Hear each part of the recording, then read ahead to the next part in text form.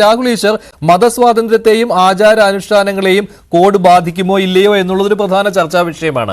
അതുപോലെ ഹിന്ദു കോഡാണ് നടപ്പാക്കുന്നത്. ഇതാണ് ഏറ്റവും പ്രധാനപ്പെട്ട ആരോപണം പ്രതിപക്ഷത്തിന്റെ ഭാഗത്ത് നിന്ന് എപ്പോഴും ഉയർന്നു കേൾക്കുന്നത്. താങ്കൾ യോജിക്കുന്നുണ്ടോ ഇതിനോട്? എനിക്ക് 2 മിനിറ്റ് തരണം. ഒന്ന്, ഇന്ത്യ കണ്ട ഏറ്റവും വലിയ മതേതരവാദിയായ നെഹ്റുജി യൂണിഫോം സിവിൽ കോഡിനെ സപ്പോർട്ട് ചെയ്യുന്ന വ്യക്തിയാണ്. ഇന്ത്യ കണ്ട ഏറ്റവും വലിയ ഭരണഘടനാ വിദഗ്ധനായ ബാബാ സാഹേബ് അംബേദ്കർ യൂണിഫോം സിവിൽ കോഡിനെ സപ്പോർട്ട് ചെയ്യുന്ന വ്യക്തിയാണ്. ഇന്ത്യ കണ്ട ഏറ്റവും വലിയ കമ്മ്യൂണിസ്റ്റ് ആചാര്യൻ Shri EMS Namboodiripad uniform civil കോഡിനെ സപ്പോർട്ട് ചെയ്യുന്ന വ്യക്തിയാണ്. ഇന്ത്യയിലെ എല്ലാ സുപ്രീം കോടതി ജഡ്ജിമാരും യൂണിഫോം സിവിൽ കോഡിനെ സപ്പോർട്ട് ചെയ്യുന്നതാണ്. ആധുനിക കാലത്ത് നമ്മുടെ വിശ്വപൗരൻ ശ്രീ ശശി തരൂർ സാർ വെളിയിൽ എപ്പോഴും പറയില്ലെങ്കിലും യൂണിഫോം സിവിൽ കോഡിനെ സപ്പോർട്ട് ചെയ്യുന്ന വ്യക്തിയാണ്.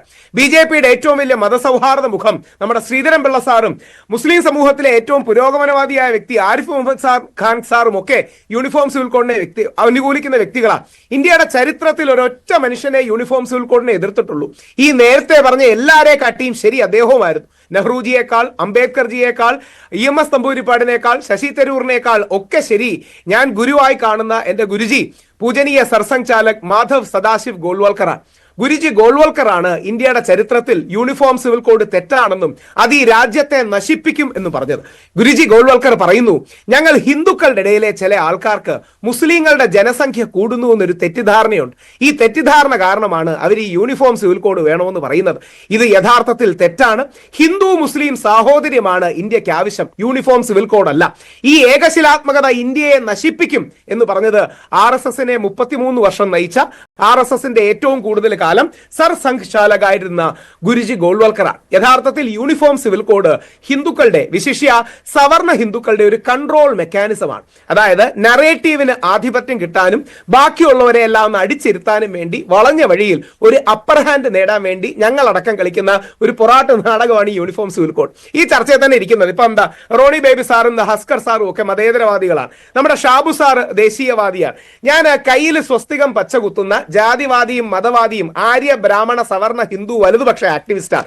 എനിക്ക് ഞങ്ങളുടെ ഇടയിലുള്ള തീവ്രസ്വരക്കാരുടെ മനസ്സറിയാം. അവർ പറയുന്നത് മുസ്ലിം ജനസംഖ്യ ഭയങ്കരമായിട്ട് കൂടുന്നു, അതുകൊണ്ട് നമുക്ക് യൂണിഫോം സിവിൽ കോഡ് വേണമെന്നാണ്. ഇത് യഥാർത്ഥത്തിൽ തികച്ചും തെറ്റും വസ്തുതാവിരുദ്ധവുമാണ്.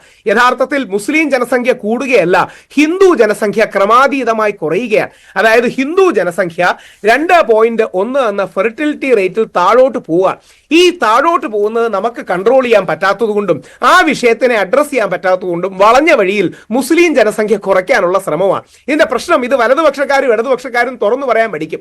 ഏതെങ്കിലും സാങ്കേതികത്വത്തിന്റെ വാദത്തിൽ പോയി കടിച്ചു തൂങ്ങും. ഇത് പറഞ്ഞത് രാഹുൽ ഈശ്വർ അല്ല, RSSനെ ഏറ്റവും കൂടുതൽ കാലം നയിച്ച RSS BJPയുടെ ഹൈറാർക്കിയിൽ യഥാർത്ഥത്തിൽ ഏറ്റവും ടോപ്പിൽ വരുന്ന വ്യക്തികളിൽ ഒരാളായ ഗുരുജി ഗോൾവൽക്കർ KR മൽക്കാനിക്ക് കൊടുത്ത ഇന്റർവ്യൂവിൽ പറയുന്നതാണ്. എന്നിട്ട് ഗുരുജി പറയുന്നുണ്ട്, എല്ലാ മതങ്ങളിലും പരിഷ്കരിക്കേണ്ട കുറെ കാര്യങ്ങൾ വരും. ആ പരിഷ്കരിക്കേണ്ട കാര്യങ്ങൾ ഉള്ളിൽ നിന്ന് ഉയർന്നു വരണം, അവരുടെ ആന്തരികതയിൽ നിന്ന് ഉയർന്നു വരണം. താങ്കളുടെ നിലപാട് വ്യക്തമാണ്. അതായത് യൂണിഫോം സിവിൽ കോഡ് വരുന്നതിനെ താങ്കൾ എതിർക്കുകയാണ്. അതാണല്ലോ താങ്കളുടെ ഒരു കാര്യം കൂടി തന്നെയാണ് താങ്കൾ പറയുന്നത്. അല്ലല്ല ശ്രീ മഞ്ജുഷ്, ഒരു കാര്യം കൂടി, ഈ യൂണിഫോർമിറ്റി ഇന്ത്യയുടെ ആത്മാവിനെ ഇല്ലാതാക്കും.